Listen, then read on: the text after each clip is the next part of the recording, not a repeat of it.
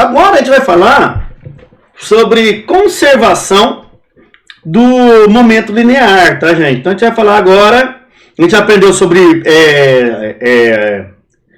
trabalho, né? E potência, energia cinética. É uma coisa que potência, o trabalho é a variação da energia cinética, a gente tem que deixar isso aí bem claro, né? E agora a gente vai falar o quê? Sobre a conservação do momento linear, né? Do momento angular. Para isso, eu vou lembrar vocês como que funcionava no momento linear, tá? Então, o que nós queremos estudar é o momento angular. Mas, a princípio, eu vou falar do momento linear. Olha que legal aqui, ó. Isso aqui tem a ver com o momento angular, ó, as bolinhas. Estão vendo que legal? Massa, né? Então, essa é a ideia aí, conservação da quantidade de movimento. A gente vai ter um vidinho desse aí daqui a pouco. Então, no momento linear, né, a gente tem assim, ó, um sistema fechado que não troca matéria com o meio externo, nem possui forças agindo sobre ele. Então, o sistema está isolado, tá? O momento linear total é constante. Este fato conhecido como conservação do movimento linear ou conservação da quantidade de movimento, né?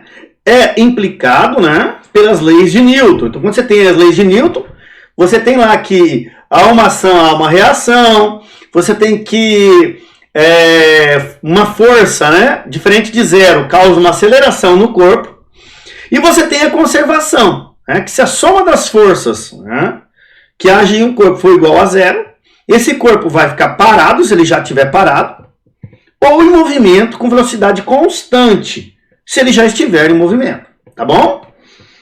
Vamos continuar aqui no movimento ainda angular. Opa, saiu os vetores do lugar aqui, ó.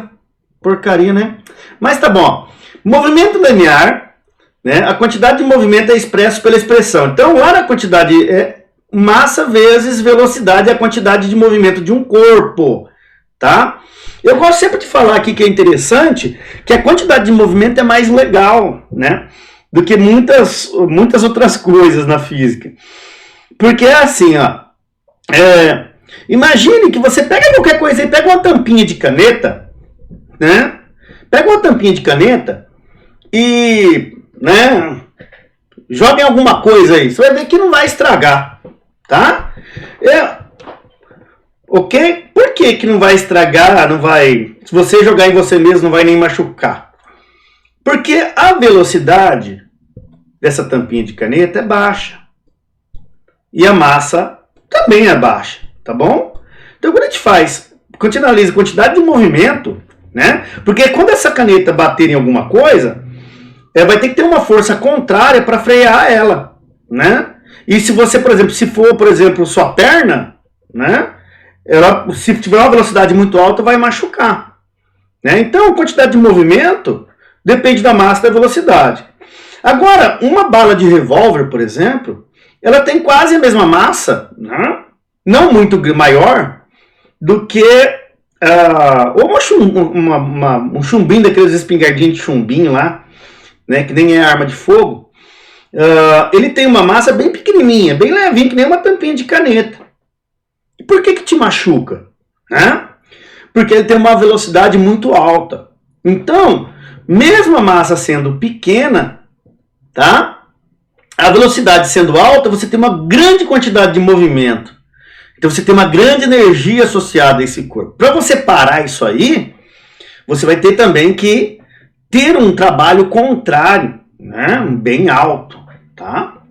Então, a quantidade de movimento de um corpo, né? Ou o momento linear de um corpo depende tanto da massa como da velocidade, né? Você pode ter um caminhão descendo uma descidinha bem devagar. Tenta parar ele para ver se você consegue. Dependendo da velocidade, você não vai conseguir, né? Eu acho que você não consegue parar ele com as mãos, né? Por quê? Mesmo que ele está numa velocidade baixa, tá? A massa dele é muito grande. Então ele tem uma grande quantidade de movimento, um momento linear alto, tá bom? Então a quantidade de movimento é mais ou menos, né, de maneira bem tosca, é isso, né? Isso é a quantidade de movimento. Então um corpo em movimento, ele tende a ficar em movimento, tá? Quanto maior a quantidade de movimento que ele tem, né, mais difícil é você alterar, né, as condições de movimento, né? Então, se ele tiver com movimento com uma certa velocidade, ele tem uma massa alta, uma velocidade alta, você tem que empregar muita energia para mudar a sua direção e seu sentido, por exemplo. Tá bom? Bom, isso aqui é o momento linear, tá? Então, vamos continuar aqui. Então, vamos voltar aqui para o nosso marca-texto. Então, continuando, a gente tem aqui, ó.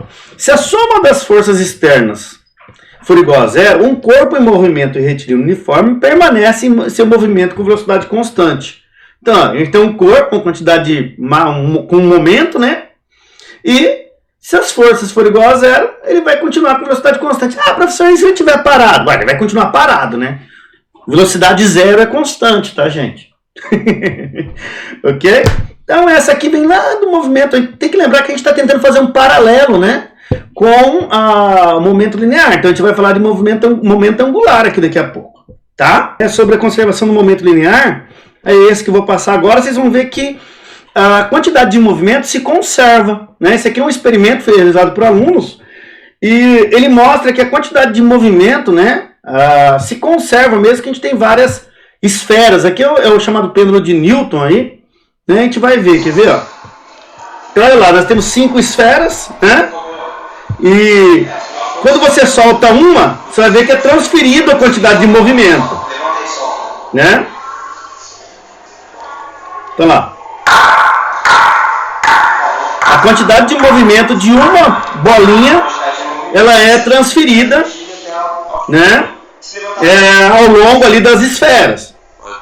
Agora ele vai pegar uma outra quantidade, tá? 2, ó. Apenas 2 se movem, entendeu? Quer dizer, existe uma quantidade de movimento sendo transferida, então é conservada essa quantidade de movimento. Tá? Ó, 3. Entenderam? Interessante, né, o fenômeno. Isso aí comprova a conservação do momento. Olha lá, ó. Anula. É? Vai ter que ter a mesma quantidade dos dois lados. Não. Vai ter dois de um lado e um do outro. Entenderam que legal? Então você tem essa transferência, né, essa conservação de movimento. Ela é vetorial, ela vai mudando, né? São todas iguais, então aí tem que ser a mesma quantidade. Ok, gente? Então a quantidade de movimento ali, linear, é conservada. Isso também acontece no momento angular, tá? Então se você tem uma quantidade de movimento, né? Vocês vão ver depois por que a gente não cai de uma bicicleta quando ela está em movimento, né? Ou, na verdade a gente cai, né? Se fizer bobagem, mas por que é mais difícil a gente cair de uma bicicleta quando está em movimento do que equilibrar quando ela está parada? É difícil, né? Porque o movimento das rodas possui um momento angular, né? Que vocês vão ver depois no próximo vídeo, que mantém a bicicleta naquela posição. Isso é chamado de quantidade de movimento angular. Para você mudar, né, essa quantidade de momento angular, você tem que aplicar uma força externa, né? Então ela tende sempre a ser a ser conservada, né?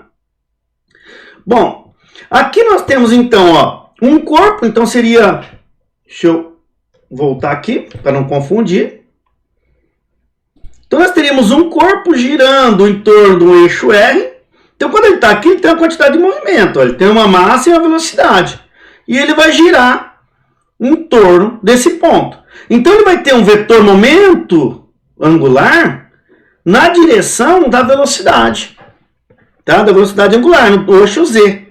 Então para você mudar esse momento angular de rotação, você tem que aplicar um torque externo, tá? Esse momento angular tende a ficar, esse vetor tende a ficar sempre nessa direção, tá?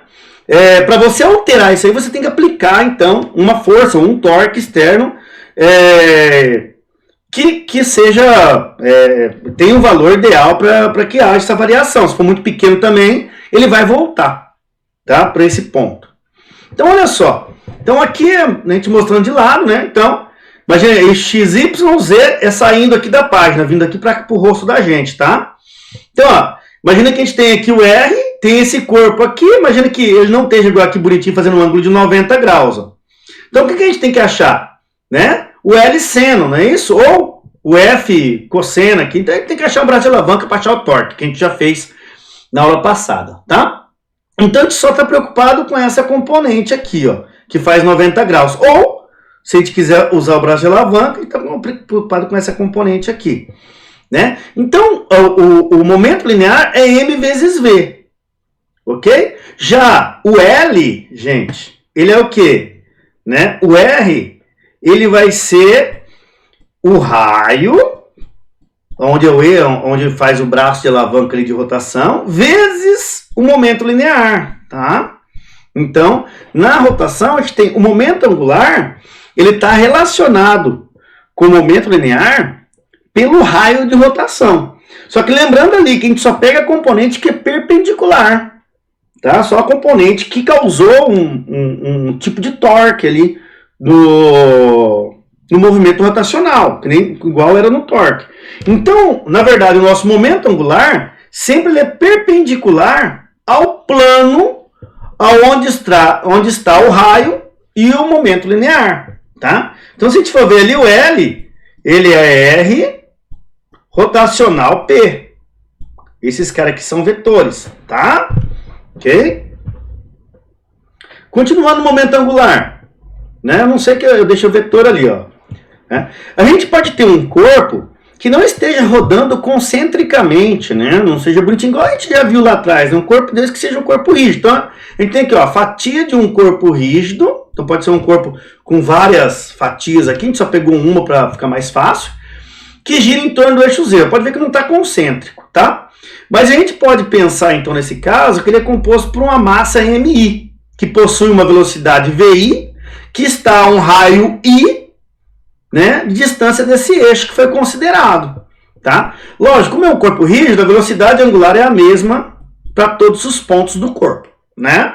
Ok? A velocidade I, a velocidade linear não, porque ela depende do raio, mas a velocidade angular sim. Então, o momento, ele é quem? Né? Da iésima partícula de um corpo, LI é perpendicular ao plano do movimento, se a origem O estiver no plano. E possui módulo LI, né? Que é igual a quem? Tá secando a boca aqui, gente, desculpa. Né? Que é o que? A massa, velocidade vezes R. Como já está perpendicular com o ângulo de 90 aqui, ó, então a gente não precisa de seno, né? Então, a gente, MVR, né? Aonde M vezes V é o momento e R é o braço de alavanca, tá? Também pode ser o quê? A gente sabe que V é igual a ômega R. Então, a gente coloca tudo em função das grandezas rotacionais, tá bom? Então, a gente tem lá que a massa e a gente tem um R ao quadrado ômega aqui, ó, que é no lugar dessa velocidade, aparece mais um R aqui. Tá bom? Então, olha o que a gente tem. Se R e V formam um ângulo de 90, a gente tem aquela configuração ali, né? Então, a gente tem que o momento angular, então, ele é MI, isso aqui é o V, né? Acabei de falar para vocês, vezes R. Tá bom? Então, a gente tem que a massa vezes o raio quadrado do ômega. Lembra que isso aqui, ó, essa grandeza aqui, ó, para todos os corpos, se a gente somar, vira um momento de inércia. Lembra disso? Momento de inércia do corpo. A gente aprendeu a calcular. Então, na verdade, o momento angular, a gente pode considerar nas grandezas rotacionais como o momento de inércia vezes a velocidade angular. Né? Então, a gente tem mais agora o torque. O momento de inércia vezes alfa, né, a aceleração, e o momento angular é I vezes ômega. O momento linear, gente, não era M vezes V? Olha como que a teoria se repete. M é representado por I e V, velocidade linear, pela velocidade angular. Ok?